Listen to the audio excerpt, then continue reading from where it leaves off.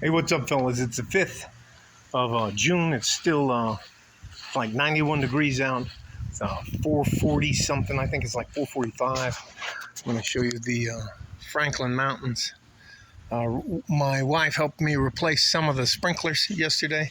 The wind's been crazy. This is the first time it isn't psychotically windy outside, so I figured I'd just come out, just climbed out of the shower. Spent probably at 3 o'clock. Well, this morning at 8 o'clock and this afternoon at 3 o'clock, I took a phone call from a guy I used to know in Massachusetts, outside of Massachusetts. I used to work in downtown Boston, Massachusetts. It's called Southie. I was just bumping around down there when I was a bit of a vagabond. And I ran into this guy who ended up being a hedge fund manager. He lived in a place called Wayland, Massachusetts, and that's a pretty well-off area. This morning, he got me on the phone, and he tried to play me. I don't know if you've ever had to deal with very rich people, but they think it's okay for them to ask favors of people, good average men like you and I, and that we're just supposed to accept their offers. So he's having problems with his son. This is the same guy I talked about a while back who went to Harvard University because his father, he's a legacy. His father went there, his grandfathers went there, his uncles and aunts went to Harvard, so he got into Harvard. And he has spent a little over 7 years, and he came out with a gender studies degree. I don't know if that's liberal arts or whatever it is, but he came out with a 7 years to get a 4-year degree. Anyway, he came out with a gender studies degree and something like I think it's I don't remember what he told me. It doesn't fucking matter to me because it's not a fucking real degree. So anyways, this kid's now 32, and he's still living in his father's basement. And his father, who claims he's my friend, the hedge fund manager, he asked me, he said, hey, look, how about if I give you some money and you keep him for 30, 60, 90, 120 days, 180 days. Can you keep him for 6 months and try to teach him how to be a man? Now you realize I'm 57, this guy's 63, and he's asking me to help his 32-year-old son out. His son's a fucking drug addict. His son's never worked a fucking day in his life, and I think that one of the, I told him fucking no. And he called back at 3 p.m. And that's some of the things you have to deal with people with a lot of money. They just think if they throw more money at you, you're going to eventually cave in because we're somehow, as good average men who make it to retirement, they think that they can reach into our lives and own us. I tell you, I'm trying not to be rude, but I feel very disrespected. Like if you gave me a handful of cash, I'm going to just do whatever the fuck I'm... Anyways, let me stop. So he calls back at 3 p.m. And he tells me, you know what, I'm going to double the offer in half the time. So 3 months, have him come here and do what he, run him through a boot camp or something like that for 3 months and just help him out. He's trying to pay me to be a babysitter. There is a set of very painful, hard lessons that good average men have to learn that trust fund babies and a lot of these people who are over entitled never have to learn. They've never been hungry. They've never gone without the proper clothing. They've never had to worry about if they broke a tooth. They've never had to worry about if I get hurt, can I afford health care? I mean,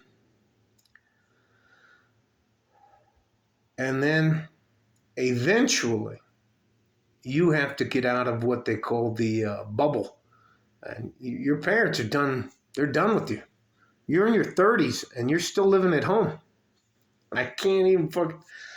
Let me just stop. Now, let me tell you something. If you're living at home with your mom or your dad or a grandfather or something like that, and you're working and you're helping paying half the bills and you're doing what you can to get back on your feet, to get on with your life, but you're also helping them, I'm not talking about that. I'm talking about a guy who is, he likes methamphetamines. He steals shit out of their house. Anyways, I'm not fucking doing that kind of stuff. And my used to be friend, he was my friend up until after 3 p.m. this afternoon. Blocked his phone number. He's called, he's sent emails, you know, he's just, I'm desperate and all this kind of stuff. And I'm like, and here I'm going to tell you, as a good average man, one of your fucking superpowers is that you don't expect shit from other people. You don't think, you know that there's probably never going to be anybody there to come help you. And if you don't do the work to get where you want to go, no one's going to fucking come and help you. And that, to me, is a fucking superpower. I can't tell you how difficult it is. And this is the third time in like the last year. I think after the pandemic, I started getting phone calls about that. Hey, would you consider running a boot camp or taking my kid in for a while? And I'm just like,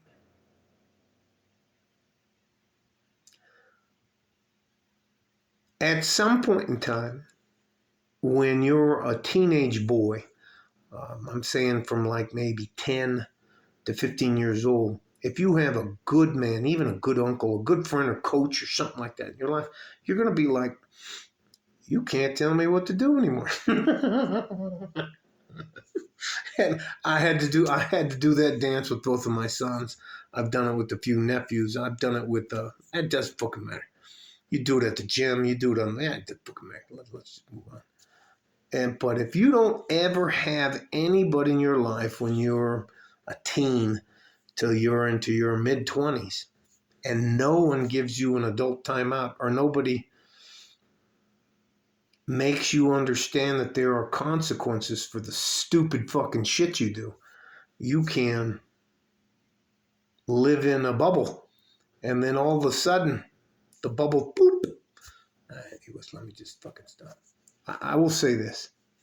To you good, hardworking, average men out there, you have more than one superpower. But one of those mega superpowers is you understand the reality of life as a man. No one on planet Earth gives less of a fuck about a good than they do about a good average man. Doesn't fucking matter. Bad guys get love because they're bad guys. Bad boys get love because they're bad boys. Trust fund babies, rich, entitled, self-entitled people with gender studies degree get a free ride till they're like in their 30s. And then, rather than their parents just kicking them the fuck out of the house, they want somebody else to be the bad guy. So it is what it is. All that to say this. Nothing on planet Earth is going to happen without you, good average men. I'm talking about you hard-working motherfuckers. Get up early. You're not late. You don't have to stop to get gas because you iron that shit out. You laid your clothes out the night before. You got your lunch. Everything's ready to go. You just get up and you show up early. Everything's ready to go. You do your job. You don't complain. You don't cause trouble. And you expect to get paid the money they told you were going to get paid for. You don't go out of your way. You don't tell people your life story. And you know what? The world can't operate without you guys. I just can't even fucking tell you.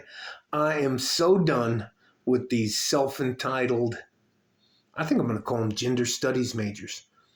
These people that are in their 30s and haven't had someone sit them down and go, shut the fuck up. You don't know what you're doing. You're not as smart as you think you are. Do you have a job? Oh, really? You work at fucking Starbucks? You're working your way. Let me just fucking stop. All right. I'm telling you guys, 3 to 10 years, everything's going to change. You guys that make everything for us happen. I like having air conditioning and electricity and heat in the winter. I like being able to go to the store and buy a jug of milk if I want or a 6-pack of beer because one of you hard-working motherfuckers made that happen. Oh, hang on. What if the roads don't work? What about you guys that work on the roads? How about the power grid? How about the water, the electricity, the carpentry? Get the fuck out. All you guys that make, all the cooks, the cleaners, the guys, anyways, the guys that fix the yards, fix the cars. And you know what? I can't tell you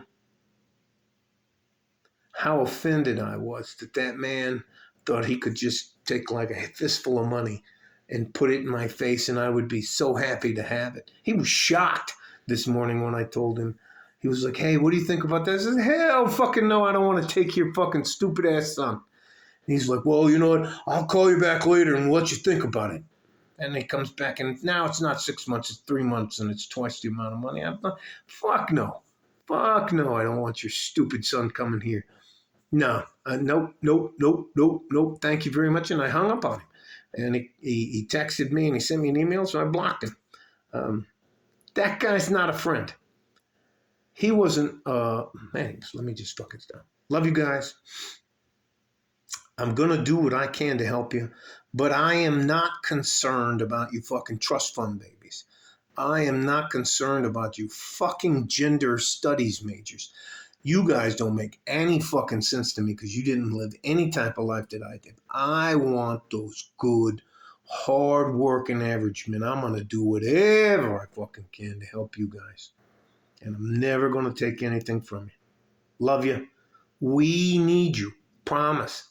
3 to 10 years and everything's going to change. All the people like me are going to age out. And you guys are going to be sitting there like, ta-da!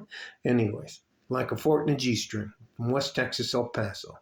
I'm out of here. Bye-bye.